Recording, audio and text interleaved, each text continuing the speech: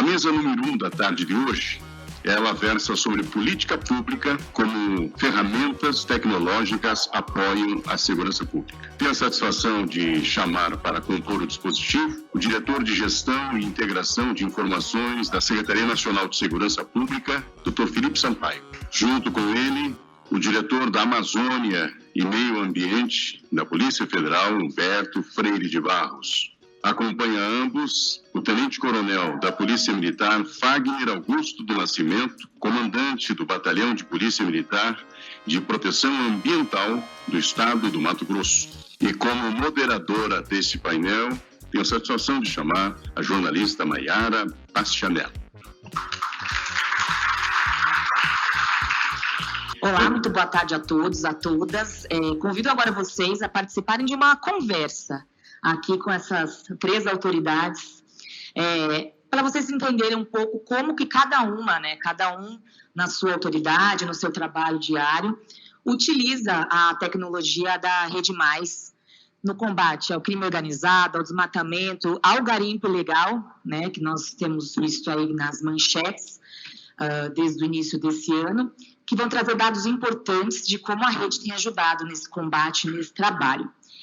A gente começa, então, chamando para uma fala e depois nós vamos conversar um pouquinho. Felipe Sampaio, você começa?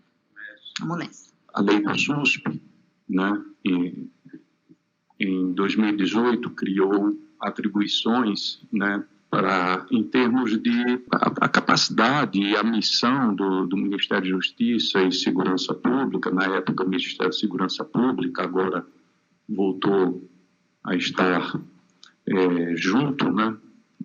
Mas criou, por exemplo, o Cinesp, né? Eu estou aqui com o boné de diretor do Cinesp, agora à tarde, né? E é importante dizer que a missão da Senasp, no que diz respeito à tecnologia, ela se refere a essa responsabilidade em prover os estados e os municípios de ferramentas e de capacitação, de qualificação para desenvolver as suas atividades, não só operacionais, mas também para a formulação de política pública, né? O principal instrumento que nós temos hoje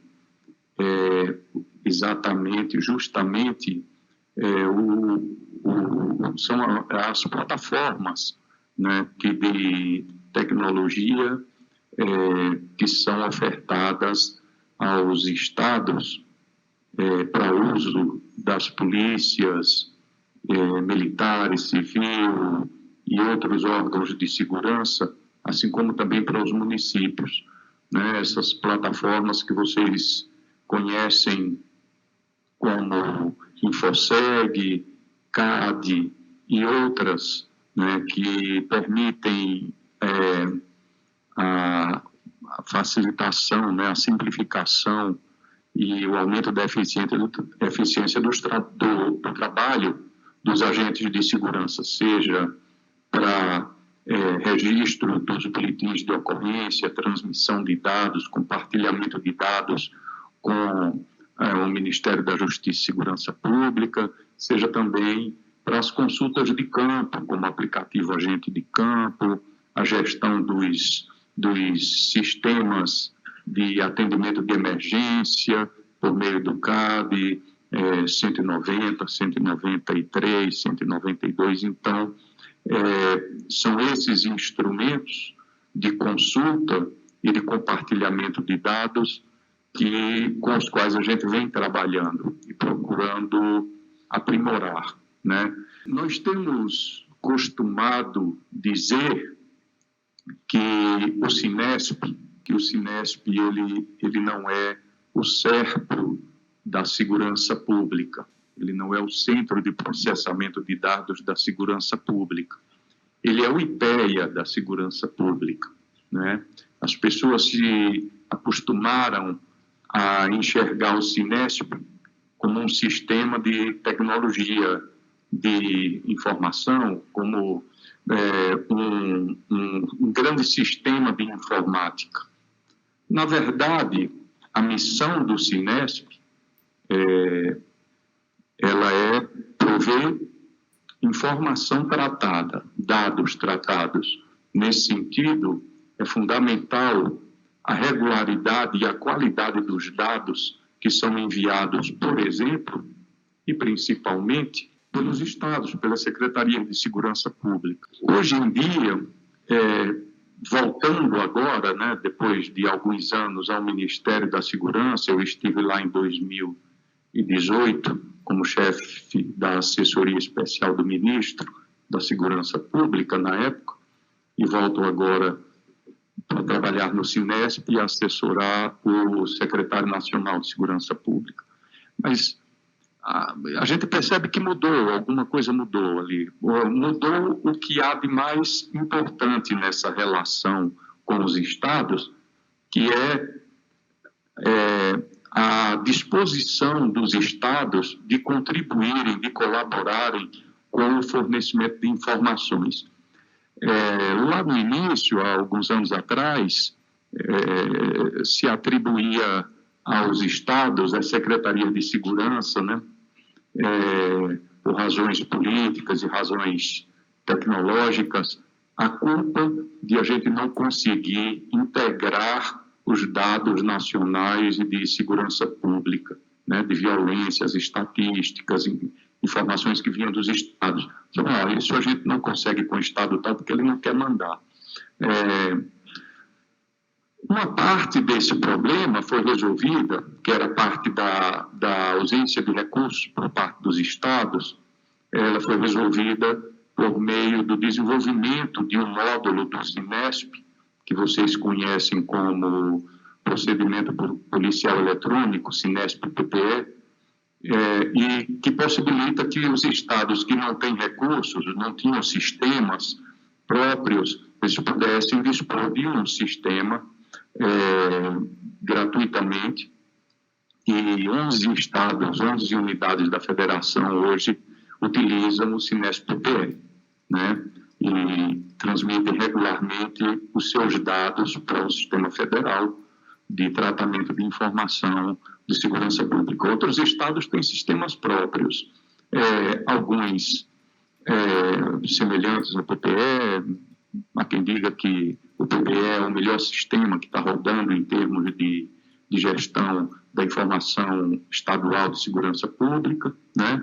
Outros tem sistemas que são sistemas próprios ou sistemas contratados que não são tão desenvolvidos como o PPE, mas a gente tem lá a nossa maneira de traduzir, né, digamos assim, essa informação que é enviada pelos estados.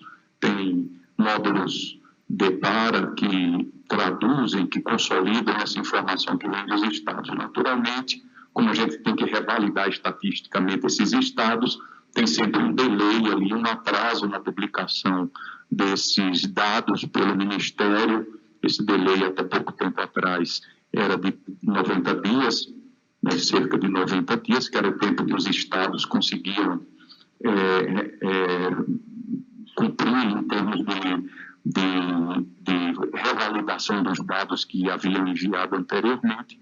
E agora a gente está lançando um novo sistema, um novo validador de dados estatísticos, que amplia a quantidade de dados nacionais que a gente vai poder publicar e disponibilizar regularmente para 29 dados, incluindo dados importantes que não estavam disponíveis até então, como feminicídio, por exemplo, né? E outros, mortes de agentes do Estado, mortes por agentes do Estado, apreensão de armas, de cocaína, de maconha, enfim.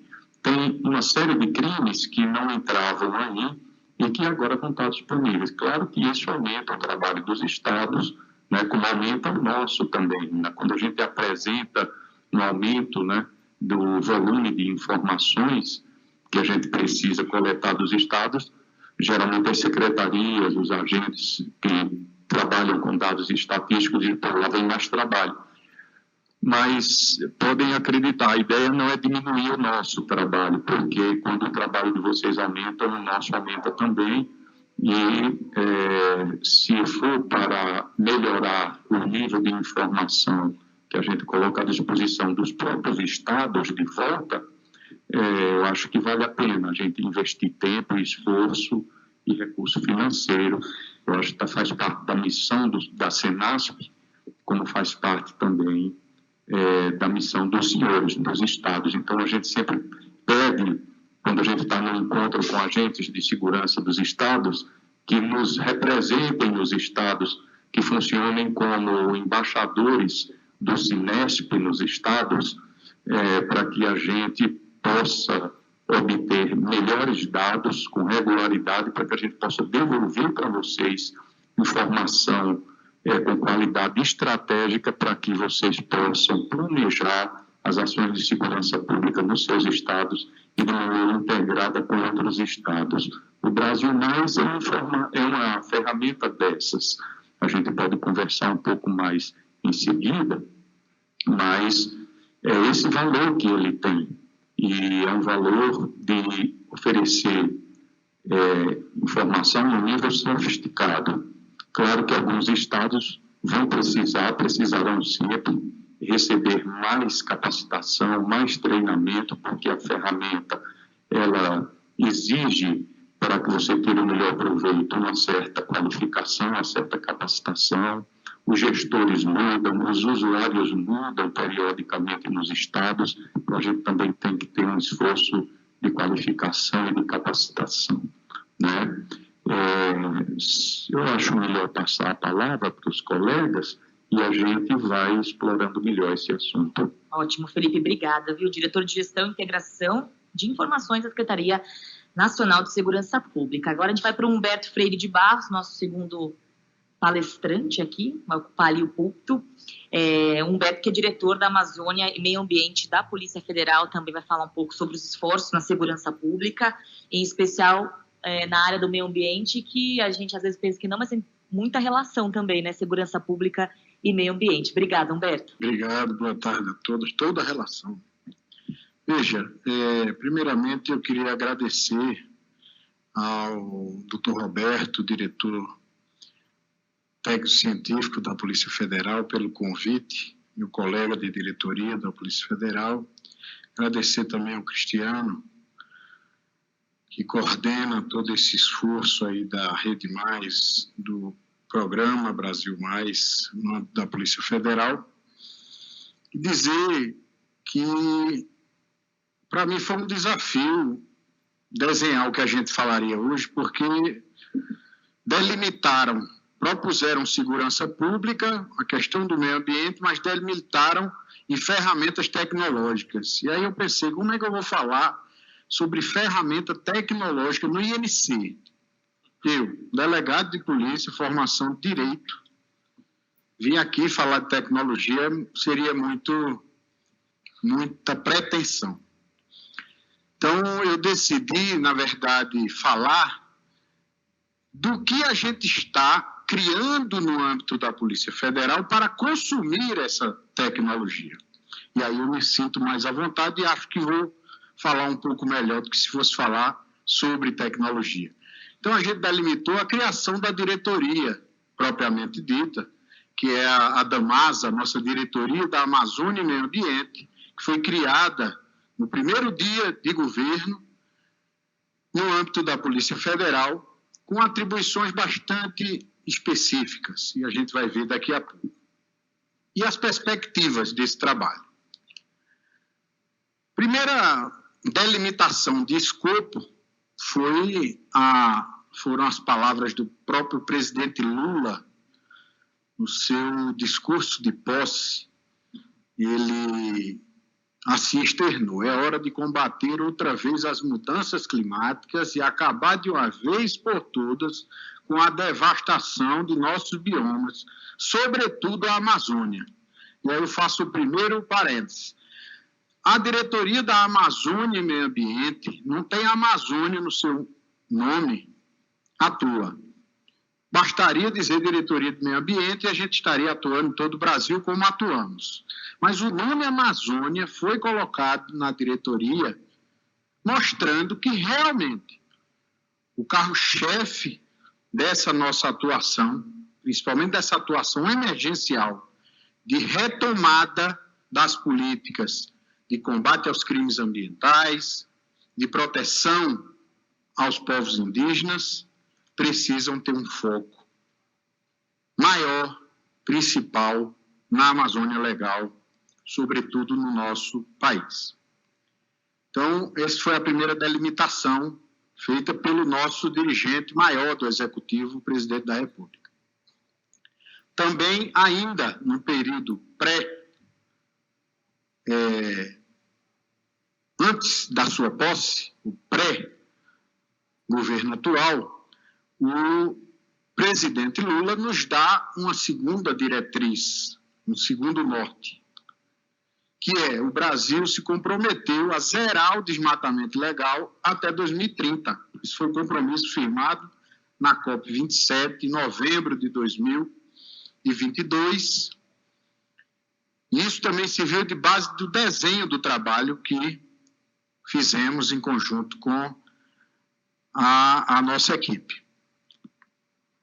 E o cenário que nós encontramos foi esse. Aí são dados do INPE, de que tivemos, em 2012, a menor taxa de desmatamento da Amazônia Legal, e a partir de 2012 tivemos aí uma série ascendente de números, chegando naquele número de 2021, com 13 mil quilômetros quadrados, e no ano passado 11,6.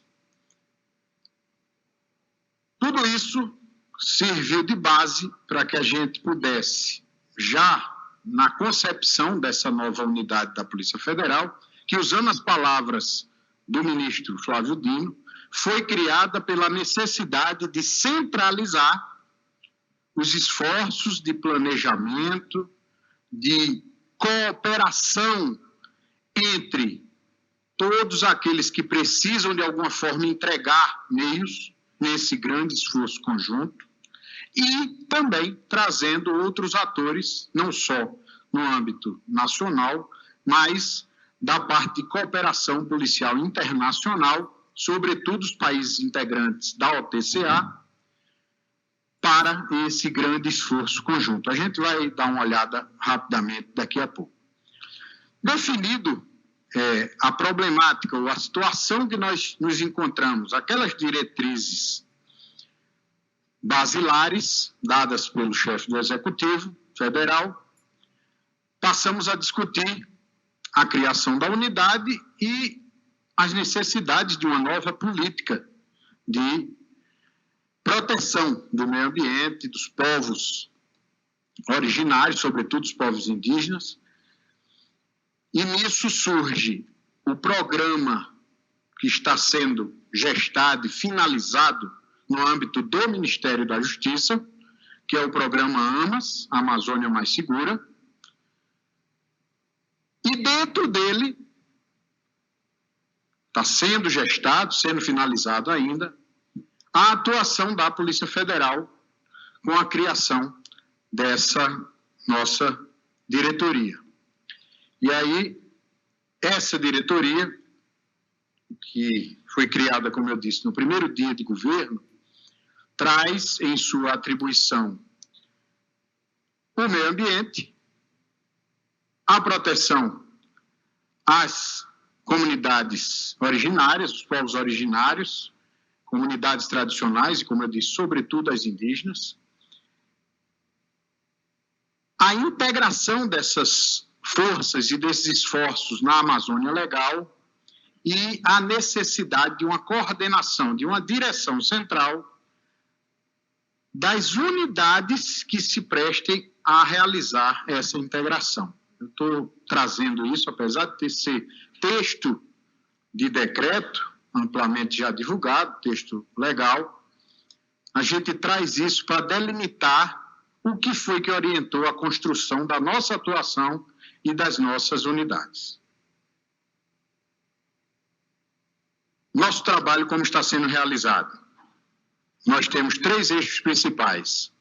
Trabalhando o eixo normativo, para que a gente tenha uma modernização do arcabouço legal que regula a matéria ambiental, como, por exemplo, foi a proposta de marco legal da mineração de ouro, que foi encaminhada, se não me engano, anteontem, para o Congresso Nacional, o PL, para que a gente tenha realmente uma legislação adequada aos desafios que estão postos, para que a nossa atuação operacional, esses outros 2 eixos, estejam baseados em uma legislação adequada. A gente sabe que nos últimos anos houve, até por vias infralegais, algumas flexibilizações que dificultaram a parte de fiscalização, o emprego, até da parte legal, criminal, contra os crimes, contra o meio ambiente. O marco legal do ouro, a portaria da Receita Federal, que já foi publicada, obrigando a nota fiscal eletrônica na cadeia do ouro, tudo isso são exemplos já existentes, um projeto de lei já encaminhado, e outros estão sendo discutidos por nossa área de estudos sobre meio ambiente, para que a gente possa ter essa legislação adequada a essa norma, esse primeiro eixo atendido. O segundo eixo é um eixo estruturante, que a gente precisa para dotar as unidades da Polícia Federal do aparelhamento adequado. E aí é o primeiro momento em que a gente chega na temática específica desse evento, porque as ferramentas para que o que temos de mais importante, que é o elemento humano, mas que esse elemento humano possa, de fato, fazer o seu trabalho investigativo e entregar o que a gente tem a obrigação de entregar enquanto servidores públicos, que é um trabalho de qualidade à população, a gente precisa de tecnologia. Não adianta a gente querer ou achar que vai ter 100 mil policiais, porque isso não acontece.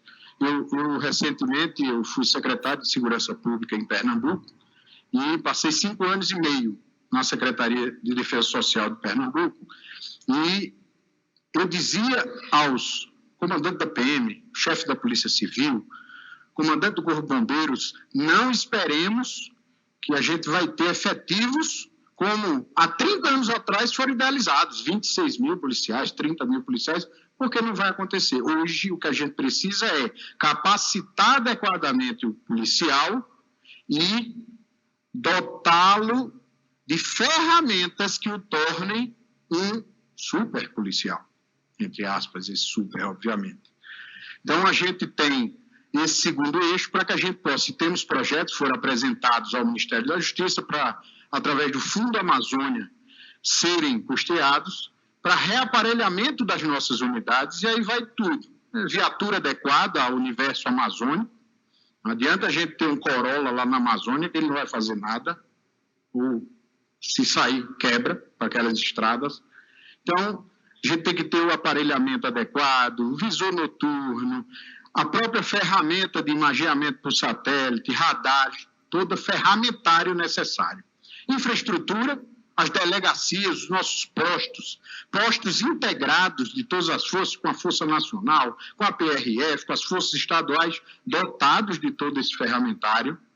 Novas unidades, a gente tem propostas de abertura de novas delegacias da Polícia Federal para cumprimento naqueles locais de maior ocorrência de criminalidade, a gente tem uma maior efetividade e incremento efetivo, como foi autorizado recentemente, convocarmos os remanescentes do último concurso da Polícia Federal, o que fizemos, e em breve teremos esses novos colegas sendo formados para que a gente possa, até setembro, ter esses profissionais já atuando e com um compromisso de, na maior parte desse novo efetivo, irem exatamente para a região da Amazônia Legal, para essas unidades que precisam mais de reforço, além de que a gente está mapeando talentos, não da academia, mas já existentes nas unidades do país, para trazer para compor a equipe da própria diretoria, que, como uma diretoria nova, precisa ser mobiliada com efetivo, com experiência e que já conheça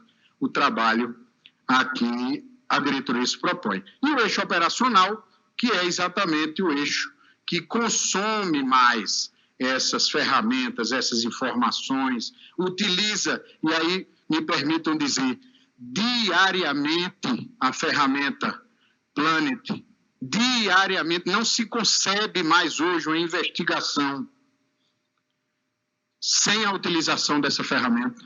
Isso é feito, eu brinco dizendo que isso é feito computador. Quando surgiu o computador no serviço público, que a gente até quebrava de propósito para poder usar a sua maquininha de escrever.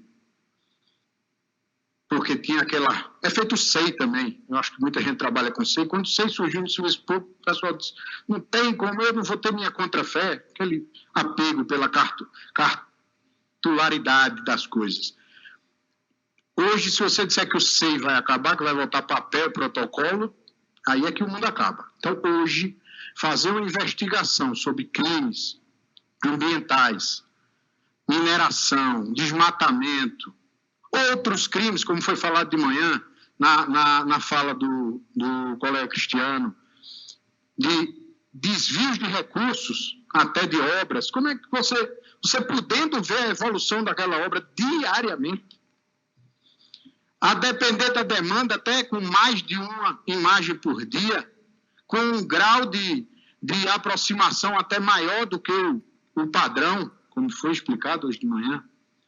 Isso é algo... Eu tenho 20 anos de polícia. No meu início de carreira, era algo inimaginável. Quando surgiu o Google Earth, há muitos anos atrás, me permitam dizer, eu já achei espetacular para planejamento eu era da época de repressão entorpecente, de planejamento de abordagem à edificação. Isso é espetacular. O que precisamos é potencializar o seu uso agora. Potencializar o seu uso, eu não pude estar na segunda palestra da manhã, e até pedi aos colegas, o pessoal da minha equipe está aqui, tudo bom, pai? O pessoal estava de manhã, eu digo, mapeie tudo que vão dizer que vai ter no plano, porque a gente vai cobrar. Eu sou um entusiasta da tecnologia. Eu comentava hoje de manhã com o doutor Gustavo, nosso diretor executivo, que eu, como secretário de segurança, eu acompanhava no celular os índices de CVLI. Eu digo, quando eu cheguei aqui, que me apresentaram o Brasil Mais que eu tenho no celular, eu digo, achei meu novo brinquedinho. Diariamente eu abro e vejo área de desmatamento, por isso que hoje eu estava dizendo o quão a gente já tem de avanços só esse ano, utilizando a ferramenta e checando os avanços. Aí, reaparelhamento e as operações, investigações, enfim. Cooperação policial internacional é outro tema que a gente está propondo a criação de um centro de cooperação policial internacional na Amazônia, como nós temos no Rio de Janeiro para tratar da temática de drogas, que foi um centro que ficou delegado dos grandes eventos.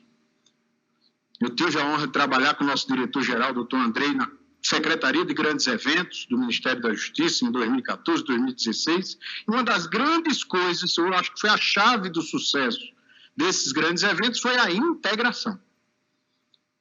E a gente trouxe dessa experiência a necessidade de termos um centro de cooperação policial internacional na Amazônia, para a gente integrar os estados da Amazônia Legal, os 7 da região norte, mais Maranhão e o Mato Grosso. Integrarmos não só esses estados, através das suas secretarias de segurança, que congregam as forças de segurança desse estado, mas os países que compõem a Amazônia Legal, os 7 outros países, além do Brasil, da OTCA, e mais a França, através do seu continente ultramarino, que é a Guiana Francesa. Isso é uma proposta também que a gente já apresentou, está gestando no âmbito da Polícia Federal, o trabalho que a gente faz a 4 mãos, porque a temática de cooperação policial internacional na Amazônia, ela demanda uma atuação da Diretoria da Amazônia e Meio Ambiente, como está no decreto, mas também da nossa Diretoria de Cooperação Policial Internacional, que foi uma diretoria também criada nessa nova gestão e que está atuando para fazer esses enlaces com outros países. E também, nessa cooperação policial internacional, surge a demanda por tecnologia. O compartilhamento não só de tecnologia, mas também de técnicas. E aqui eu faço um destaque para algo que o doutor Cristiano falou pela manhã, que são as técnicas que estão sendo desenvolvidas em projetos, por exemplo, como o Ouro-Alvo, como Madeira de Lei. O Ouro-Alvo, eu não me canso de dizer, porque eu, quando conheci, fiquei boquiaberto, é um projeto para que a gente possa identificar o perfil isotópico do ouro de cada área aurífera do Brasil. Um português que, para a gente que não é perito, não é cientista, ficou mais claro para mim o DNA do ouro. O ouro que é extraído da terra Yanomami, ser feito esse perfil isotópico e dizer, olha, o ouro da terra Yanomami tem XYZ do perfil isotópico. Quando comparado com de outra área do Pará, do Paraná, ele vai dizer, olha, porque hoje, infelizmente, ainda estamos com aquela questão da boa-fé, da autodeclaração de origem do ouro. E com essa prova técnica que diga, não, foi declarado que é do Tapajós, mas, na verdade, esse ouro aqui é 100% da terra Yanomami. Ou até 70% da terra Yanomami e 30% do Tapajós, numa área autorizada, fazendo com que a gente possa atestar que o que eu já ouvi muito falarem, que aquilo é ouro de sangue. É ouro contaminado de uma área ilegal. Foi extraída, pelo menos uma parte dela, desse ouro, foi extraída de uma área ilegal.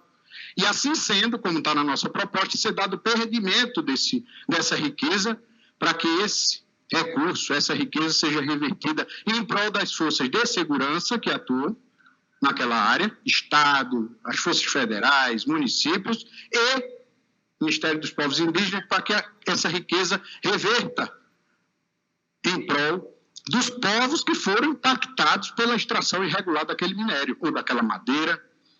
Isso faz parte também da nossa proposta. Então, a gente precisa compartilhar não só a tecnologia, mas as técnicas, a doutrina de investigação.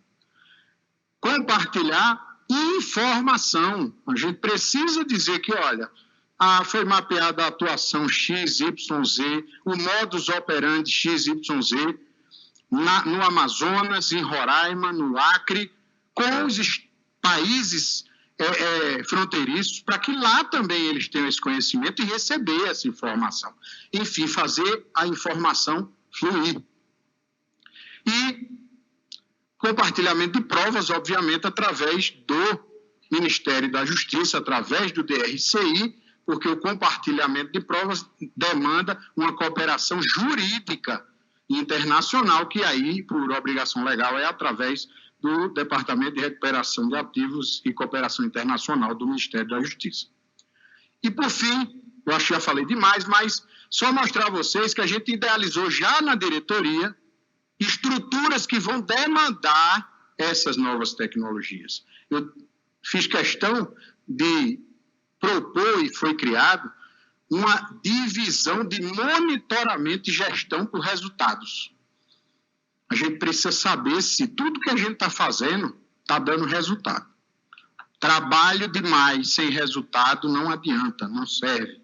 É trabalho na direção errada. A gente precisa trabalhar muito, mas checar se esse trabalho está sendo eficiente, se ele está dando resultado. E qual é o resultado? Resultado não é número de operação. Número de operação é processo, é esforço.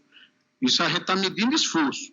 Eu quero checar se o desmatamento caiu, se a mineração caiu.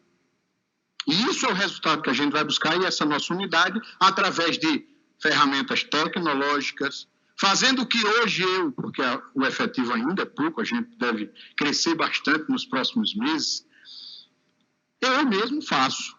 Por isso que hoje eu sei que os dados de mineração ilegal na terra Yanomami de abril de 2022, segundo o Planet, foram 444 alertas.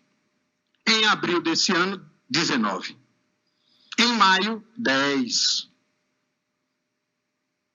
Em junho, até agora, nenhum. Mas aí vamos falar baixo para não atrair. Mas ontem, consultei ontem, disse 0. Isso não é de área devastada, porque tem áreas que já foram devastadas, é de novos alertas do planeta. Esse mês, 0. E é a nossa busca, é o desmatamento 0 para 2030. A gente quer perseguir, me permitam só uma volta aqui rápida, o que a gente vai perseguir é, em 2026, último ano dessa gestão, a gente ficar abaixo de 2012. A minha equipe disse que era uma meta muito arrojada. Eu digo, a meta tem que ser desafiadora e não impossível. Se for impossível, já começa o trabalho desestimulado.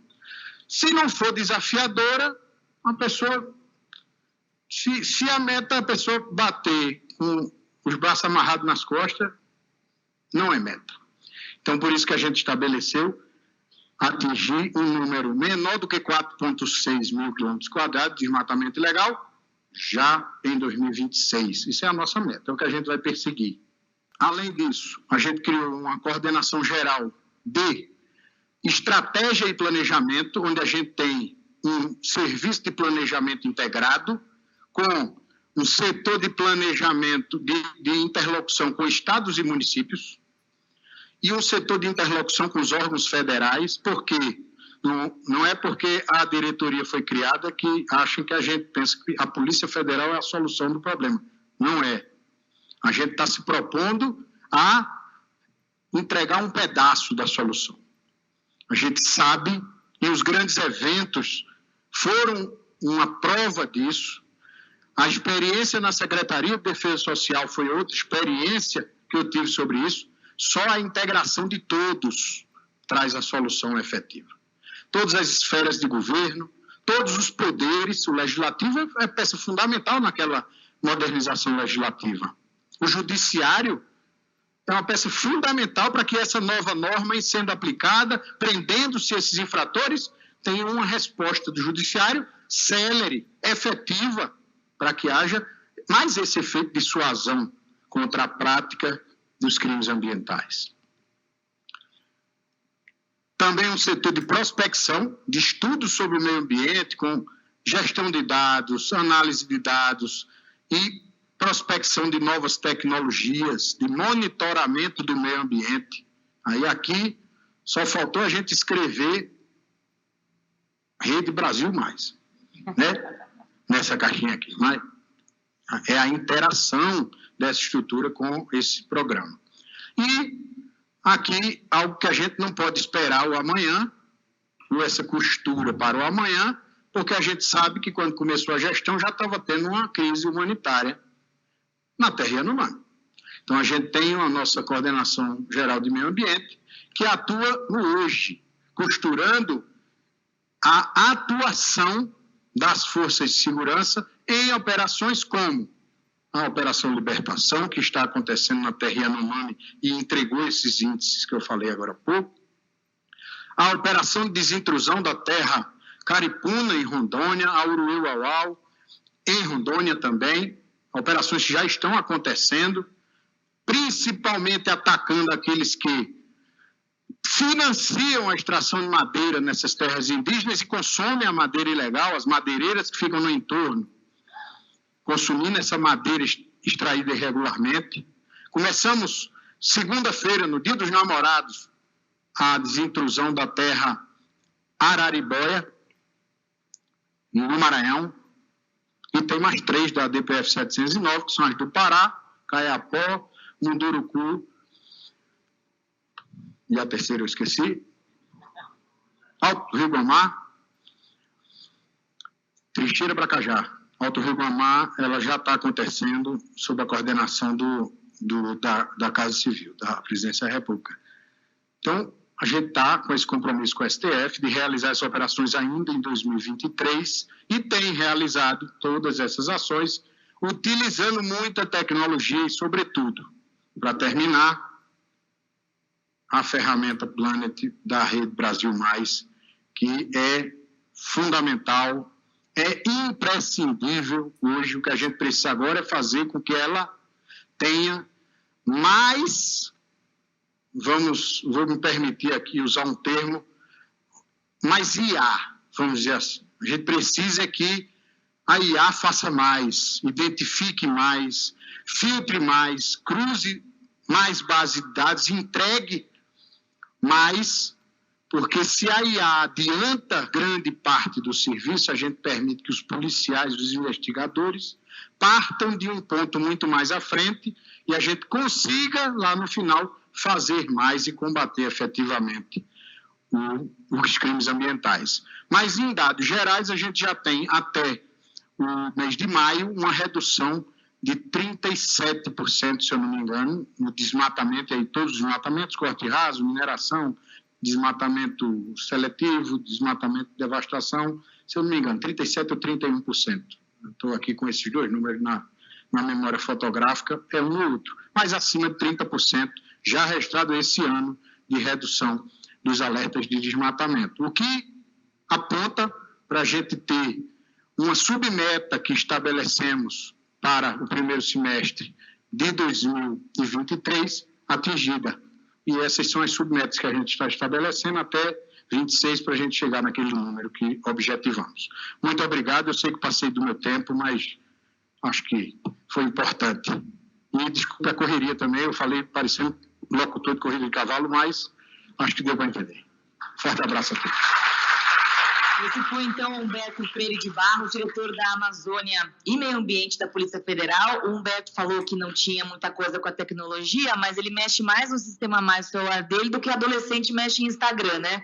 Já viu que ele fica mais tempo ali na rede mais o dia inteiro do que, né, em rede social. Obrigada, viu, Humberto? Agora a gente vai para a fala do tenente-coronel Fagner Augusto do Nascimento, que é comandante do Batalhão de Polícia Militar de Proteção Ambiental do estado de Mato Grosso, que é um dos estados precursor no uso dessa tecnologia, e vai falar um pouquinho para a gente como ela tem ajudado, né, nesse trabalho ali diário da Polícia Militar em várias frentes, né, coronel? Obrigada.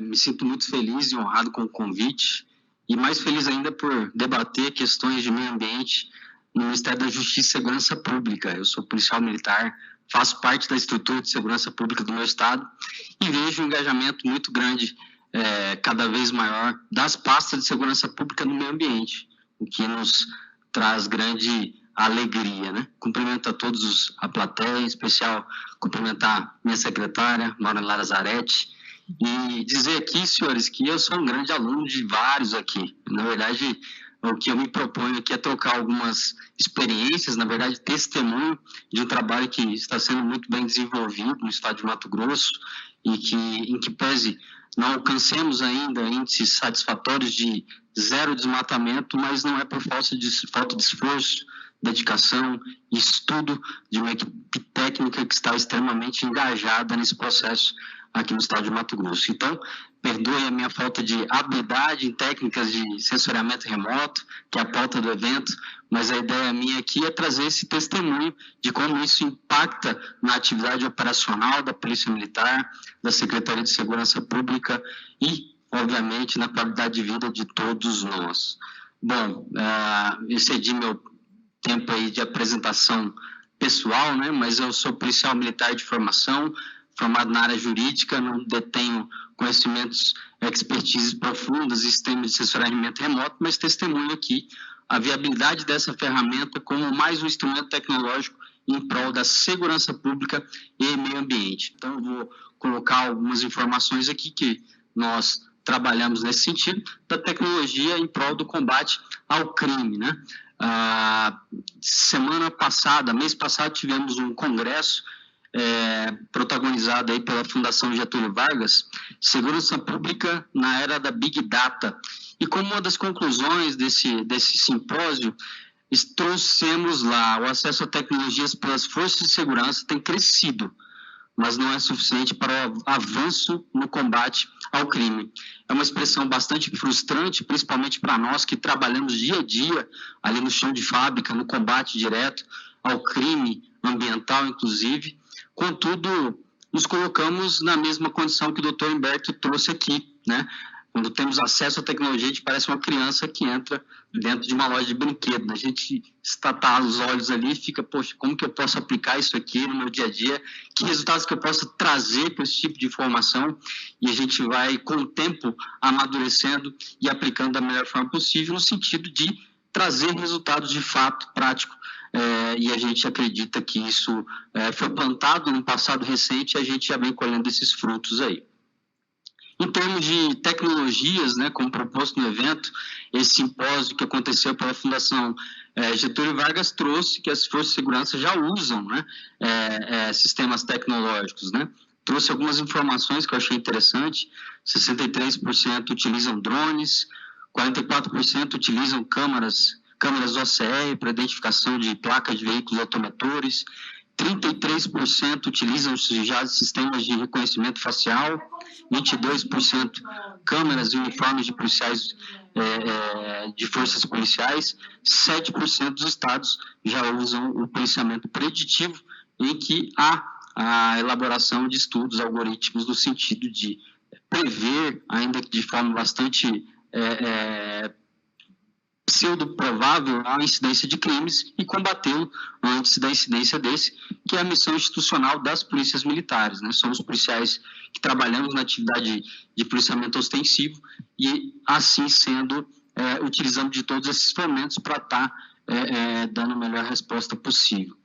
Em termos de geoprocessamento, como eu disse aqui, não é a minha especialidade, né? A gente usa dos insumos do geoprocessamento para combate ao crime, né? Em especial, na minha função, ao crime ambiental no estado de Mato Grosso. Contudo, obviamente que essa ferramenta ela tem uma possibilidade de alcance imenso. E na Polícia Militar nós costumamos dizer que, apesar de muita coisa não ser problema de polícia, ele acaba virando problema da polícia. A gente vivenciou isso no Covid.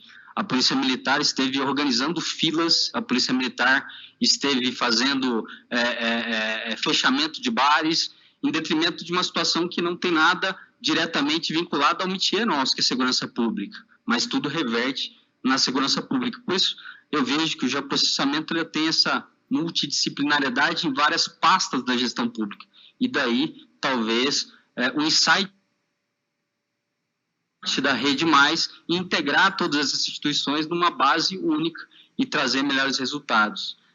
Diante disso, eu extraí também de um seminário, o Simpósio Brasileiro de Assessoramento Remoto, e nesse seminário colocou-se ali as estruturas de frequência de aplicações dessas ferramentas de sistemas de informações geográficas, né?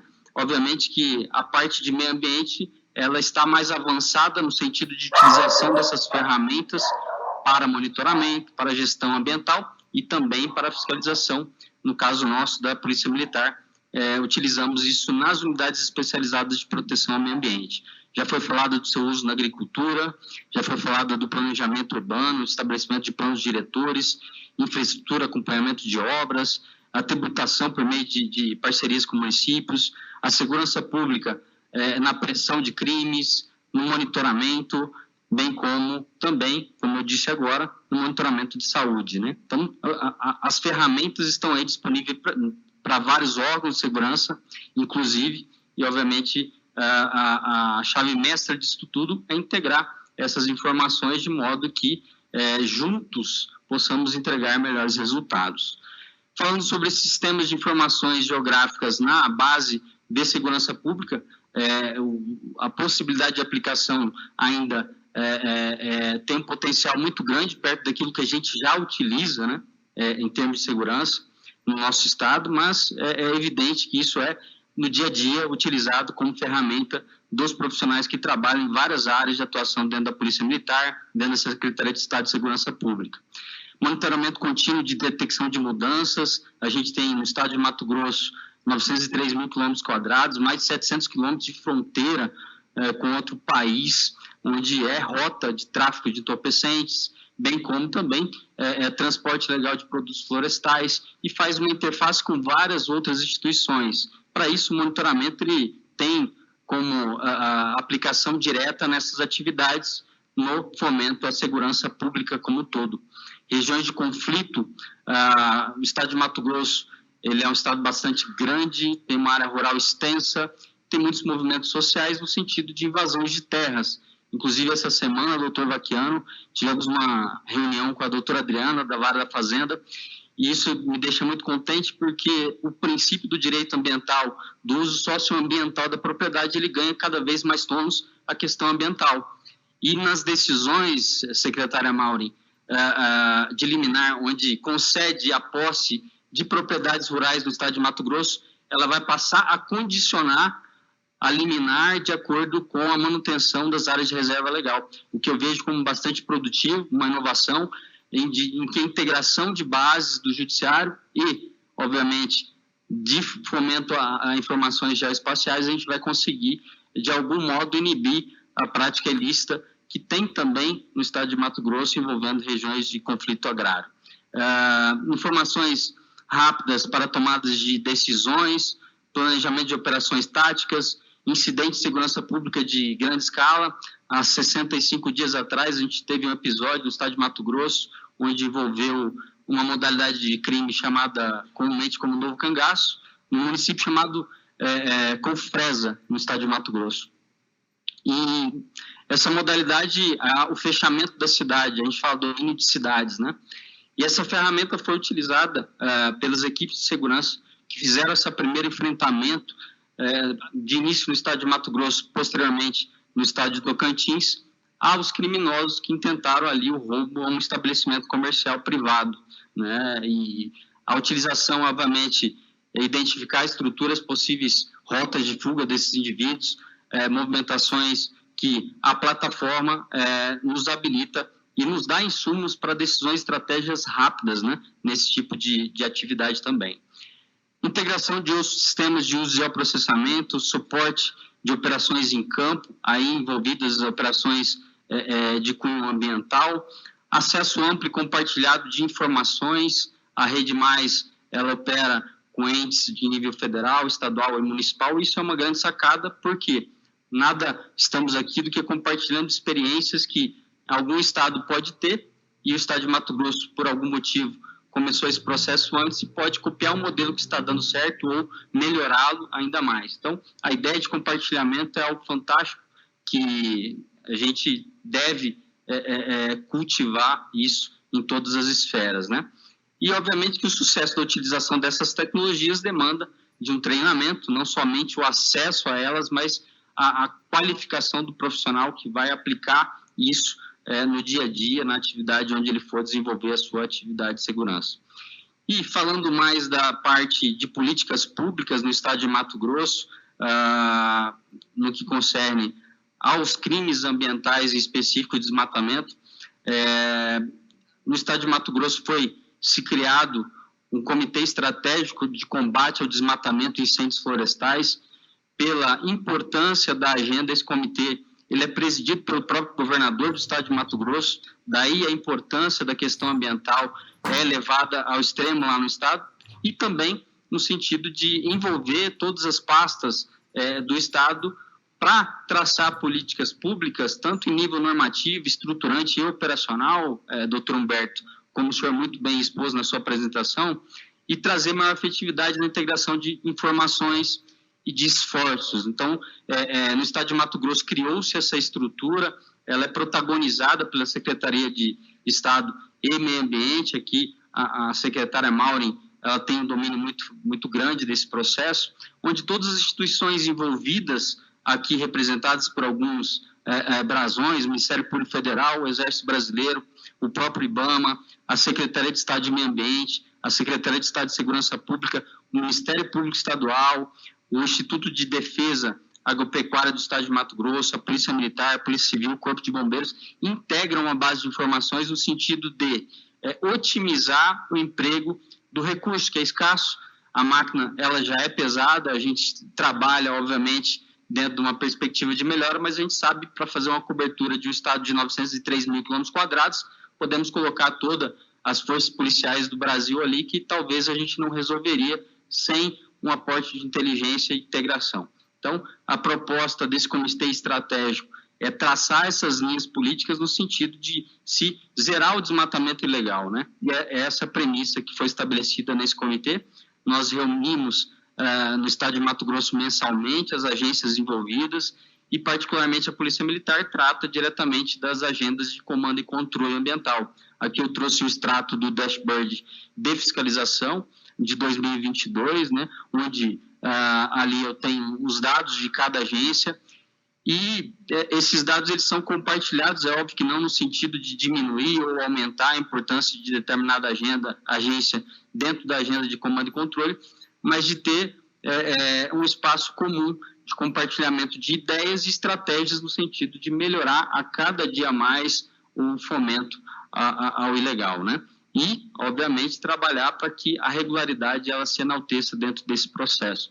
Então, aqui eu tenho os dados gerais dentro desse Comitê Estratégico de Combate ao Desmatamento e Incêndios Florestais, basicamente comando e controle, onde os alertas da Rede Mais são trabalhados pela Gerência de Planejamento, Fiscalização e Combate ao Desmatamento, que é protagonizado pela Secretaria de Estado de Meio Ambiente, e através do processo de inteligência, que as meninas que estão do projeto aqui farão muito mais propriedade, nós conseguimos alcançar de forma mais efetiva o flagrante e impedir a continuidade do dano ambiental, que é a nossa perspectiva, né? É descapitalizar o infrator, impedir a continuidade do dano e minorar a possibilidade de que isso se perpetue, né? E incentivar, obviamente, o produtor rural, aquela pessoa que deseja trabalhar na regularidade, a procurar o órgão ambiental e se regularizar diante disso.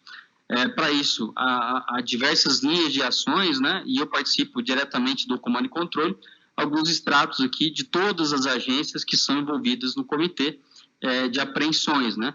Isso aí em 2022, o prejuízo ao crime, ele eleva a monta acima das multas aplicadas, né?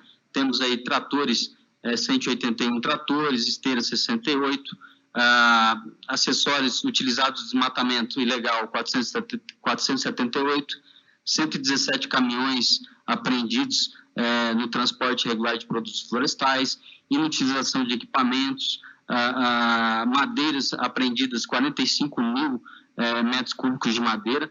Então, é óbvio que esse extrato de ilegalidades apreendidas, a premissa nossa é trabalhar para que isso se diminua a cada dia mais e isso se reverbere, obviamente, em melhores índices de regularidade e é o que eu creio que nós estamos alcançando no estado de Mato Grosso, a se observar pelo índice de autorização de desmatamento que vem numa ascendência grande, em detrimento, obviamente, dessa política de comando e controle sobre o ilegal, sobre o irregular.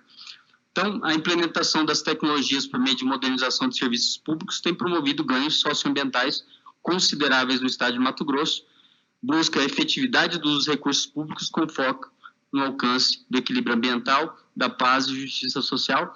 Essas são as minhas colaborações, coloco à disposição de todos aí, no sentido de aprender mais do que colaborar, mas muito obrigado a todos pela atenção e eu fico à disposição de todos aí. Quero agradecer ao tenente-coronel da PM, Fagner Augusto do Nascimento, comandante do Batalhão de Polícia Militar de Proteção Ambiental do Estado de Mato Grosso. Bom, a gente agora vai abrir para uma conversa, né, com os nossos palestrantes aqui do momento. A gente tem até 3h45 para ser pontualíssimo como devemos ser, mas tudo bem, né? Passando não tem problema também, porque a conversa está boa, inclusive. Eu vou começar então pelo Felipe e vou juntar uma fala do Cristiano, que fazia a apresentação dele mais cedo, e eu achei muito interessante como a ferramenta da Rede Mais ajuda não só depois que o crime acontece, né? Que é quando a gente vê, por exemplo, no caso do desmatamento, de queimadas e tudo mais, mas na questão de segurança pública, da prevenção dos crimes, que é o que, na verdade, quando a gente fala de crime, é o que a gente mais almeja, né? Prevenir para que eles não aconteçam e o dano seja, não haja, né? Não aconteça dano. E aí, Felipe, eu queria te perguntar como essa tecnologia ajuda na prevenção do crime de modo geral. O crime, né, ele é um negócio, né? Então, você você precisa atuar desmotivando, tirando o ímpeto, né, a disposição de se investir tempo e recurso nesse negócio, que é o crime, né? Ele tem que custar caro para quem comete o crime, né? Como em todo negócio, se o investimento for alto, o retorno for pequeno, o risco for elevado, você não entra. Isso não entra no negócio, não investe. Isso funciona para uma padaria, como funciona para uma facção de crime organizado. Nesse sentido, você pode trabalhar tem que trabalhar em duas dimensões. Uma dimensão vem do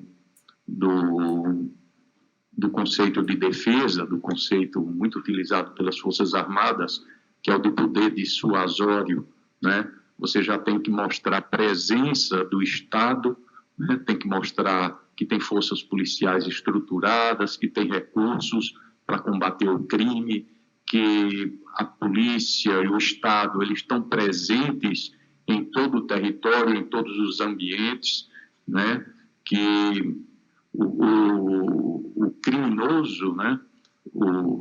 Quem vai cometer um ilícito, ele tem que perceber que o Estado está de olho, né? Que o Estado existe, está ativo, está presente.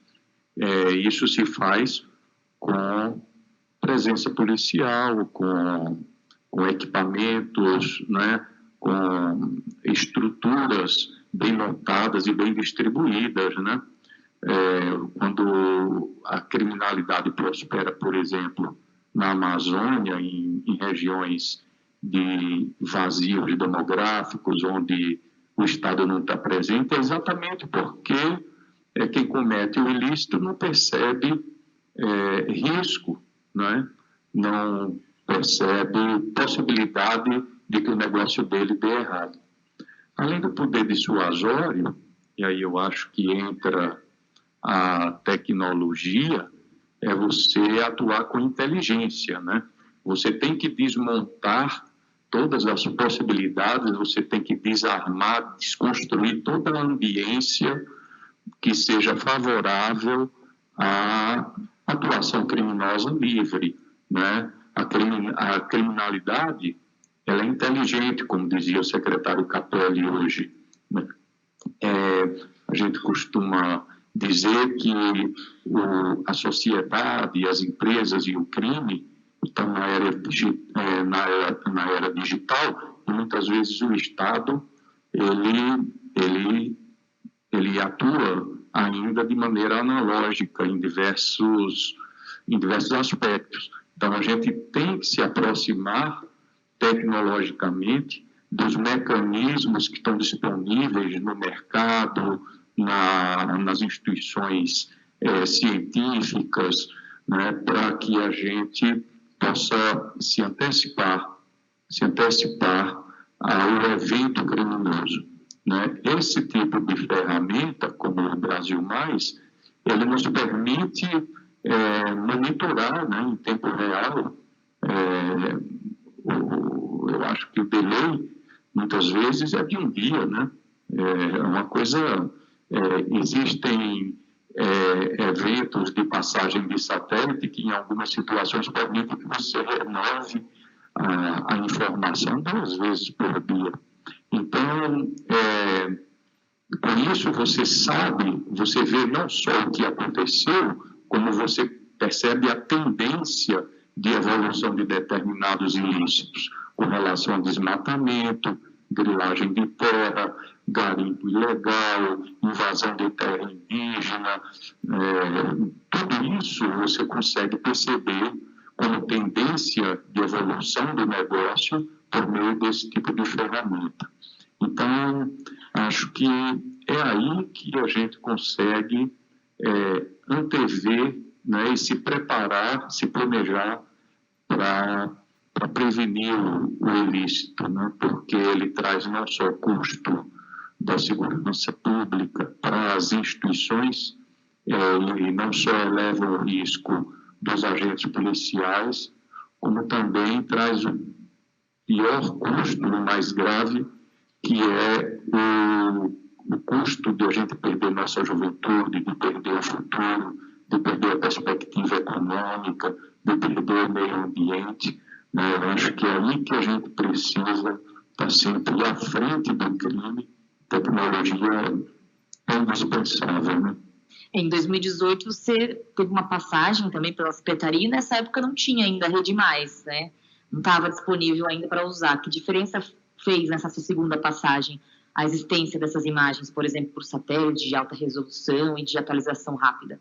A primeira experiência, eu acho que o embrião da Rede Mais estava lá em 2018. Eu acho que as primeiras experiências que a gente fez foram ali. Eu acho que a Polícia Federal está bem situada nesse histórico. Agora, a diferença é enorme. A gente tinha ferramentas de monitoramento usando aviões, usando um pouco já de satélite, de imagem. Você lembra bem, no Sensipan, quando a gente estava na defesa, e aquilo já oferecia, né, um recurso para você monitorar a criminalidade. Você veja, eu, na época, tive a oportunidade, ainda em 2016, 2017, a gente ainda estava no Ministério da Defesa, e nós fomos conhecer um projeto da Marinha, lá no Rio de Janeiro, e eles faziam todo o monitoramento, praticamente em tempo real, do tráfego de navios, né? E era um monitoramento que era uma coisa meio global, como esses aplicativos que a gente vê de rota de voo, sabe, o voo que saiu de Los Angeles e foi para a Austrália, e onde é que está o avião naquele momento, e eles faziam aquilo com navios, e eles começaram a perceber que tinha navio que passava, que vinha lá do leste da África, e contaminava o cabo embaixo e vinha na direção, por exemplo, do canal do Panamá, e quando chegava no meio do Atlântico, encontrava com outro navio. Mas por que dois navios se encontraram e pararam no meio do... transbordo de carga ilegal, o cara passa contrabando para lá, passa droga para cá. Então, tecnologia é isso, né? O sujeito vê aquilo acontecendo, pode ser até que você não consiga interceptar a ocorrência ali, mas você já sabe para onde os navios foram, você vai pegar os caras lá na frente, ou vai perceber que aquele mesmo navio está passando naquele mesmo lugar, está fazendo aquilo, toda vez na próxima a gente pega. Então você começa a criar esse tipo de recurso com tecnologia de planejamento e de prevenção, né? E isso vai até no nível urbano também. Você tiver bons sistemas de monitoramento com câmeras urbanas, que não basta a câmera morta, aquela câmera estática que filma e você vai ver depois do ocorrido, isso já é um avanço. Mas tem monitoramento inteligente que vai permitindo tomadas de decisão, né, e prevenindo fluxos de criminalidade. O crime, ele tem um comportamento, tem uma tendência, né, ele tem uma repetição, esse tipo de coisa que a tecnologia nos ajuda a compreender, né? Maravilha, obrigada, viu, Felipe? Eu vou pular o doutor Humberto, porque eu vou enganchar uma pergunta na outra, né, uma resposta numa pergunta, porque o Felipe falava agora sobre a rapidez, né, agora há pouco, sobre a rapidez do sistema, e eu e o coronel, a gente conversava um pouco antes, e falava sobre como a rapidez, por exemplo, da Rede Mais, né, e a nitidez, por exemplo, da imagem, tem ajudado no combate ao crime de forma geral, mas em especial na sua área, né, coronel?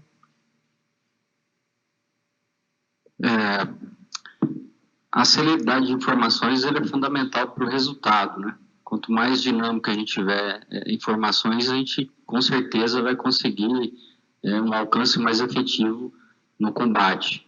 E nesse sentido, a plataforma, por nos subsidiar de informações diárias, possibilita o agente em campo acompanhar o que está acontecendo. O estado de Mato Grosso, eu tenho o foco do desmatamento na região noroeste do estado, o município de Colniza, que fica a mais de 1.000 quilômetros da capital, da onde o agente sai para a operação. Só o simples deslocamento dele já tem um delay de tempo. E, obviamente, que a polícia ela é monitorada pelos bandidos, pelos grupos criminosos, e eles vão fazer de tudo também para não ser flagrado, para não ser responsabilizado, até para dar perpetuidade econômica e viabilidade a essa atividade ilícita. E a plataforma leva como um exercício de casa para o policial ambiental, para o agente de fiscalização que vai em loco. Um dia antes ele vai lá e abre e verifica se teve movimentação, se tem rastro recente, o que possibilita e potencializa a fazer o flagrante, a prender o maquinário e, com isso, obviamente, descapitalizar o infrator e, óbvio que isso repercute em prevenção ambiental também. E no combate, por exemplo, às queimadas, que a gente sabe que a gente está entrando num período já complicado, né? O Estado, nessa época, nas próximas semanas, vai viver isso, e sempre tem um trabalho de prevenção da Polícia Militar, também especialmente do Corpo de Bombeiros, mas também a Polícia Militar, é claro, não se desvincula disso, né? Então, de que forma também o sistema ajuda na prevenção das queimadas? A pauta de queimadas no estado de Mato Grosso ela é protagonizada pelo Corpo de Bombeiros, né? A Polícia Militar ela entra na interface de responsabilização com o dano ambiental com o uso do fogo, que é bastante recorrente dentro do processo de desmatamento da Amazônia.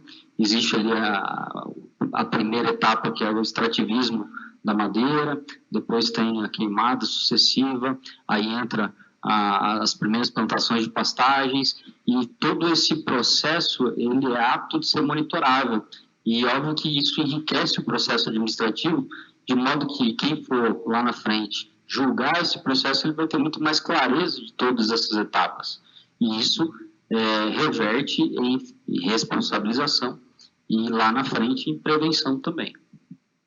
Então, realmente é um sistema, até na sua apresentação você mostrava isso, né? Que é um sistema que ele ajuda em todo tipo de combate ali a crimes ambientais ali no Estado.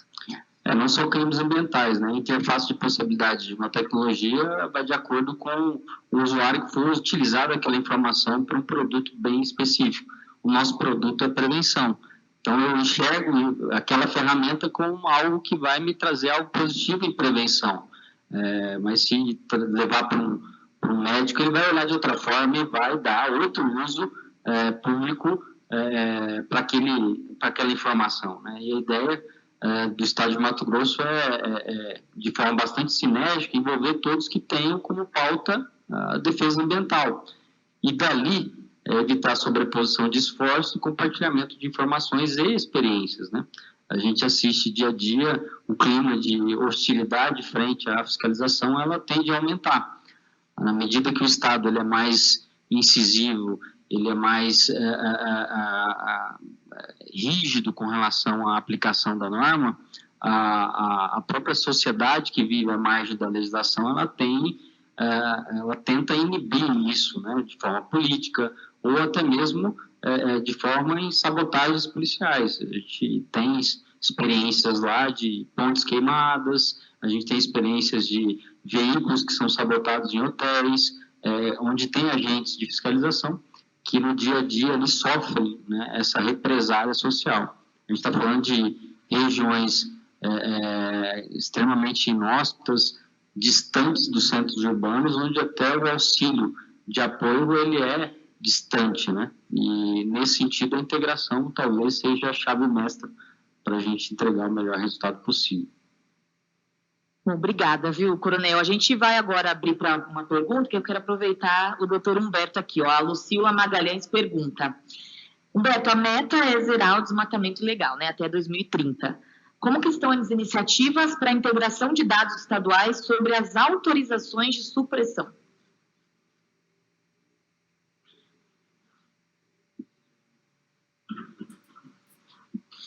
Falava hoje de manhã com o Dr. Raoni exatamente sobre isso, porque além das autorizações estaduais, ainda há a questão das autorizações municipais hoje, que há até discussões se são cabíveis. O Ministério Público tem atuado nessa frente, e o que a gente precisa, e eu vejo aqui o doutor Jair Schmidt, diretor de proteção, de fiscalização do IBAMA, que é um parceiro essencial, inafastável nosso. Como eu disse na fala,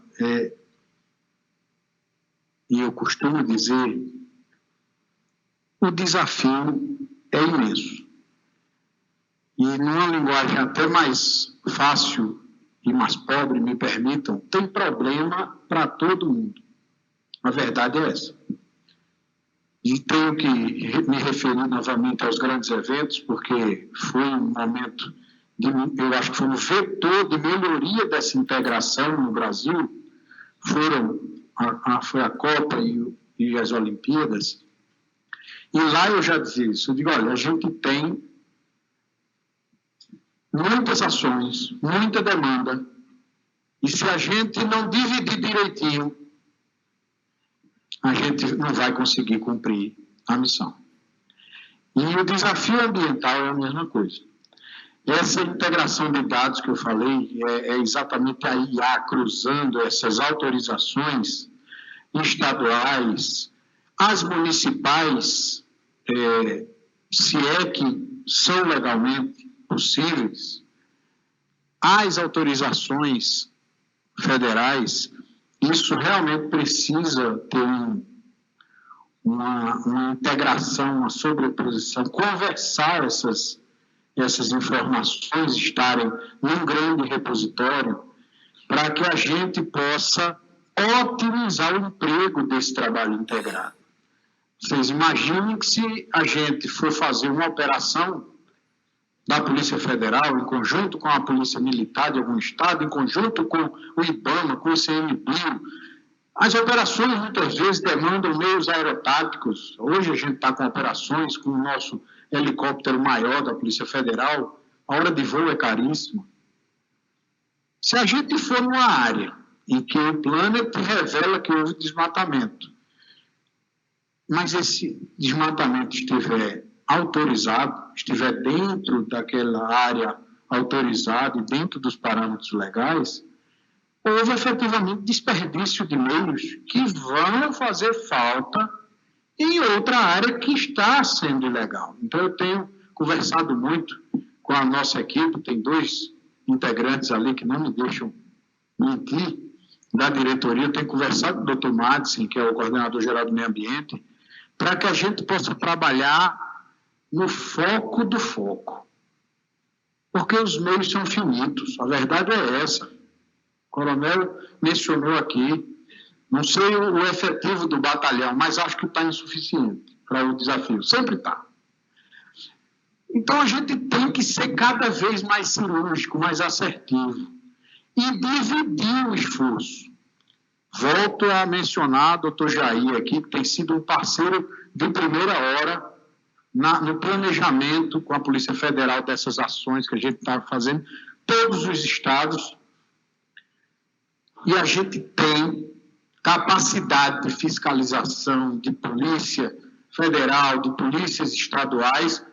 A gente precisa cada vez mais dividir bem essa grande demanda, esse grande problema, para a gente atuar em mais áreas, atuar em mais locais que efetivamente a gente tem certeza que aquela atividade é ilegal, pois a gente vai estar otimizando meios e vencendo na outra área. Inclusive, não me deixa mentir, eu consultei o Planet, agora fiz meu acesso diário do Planet.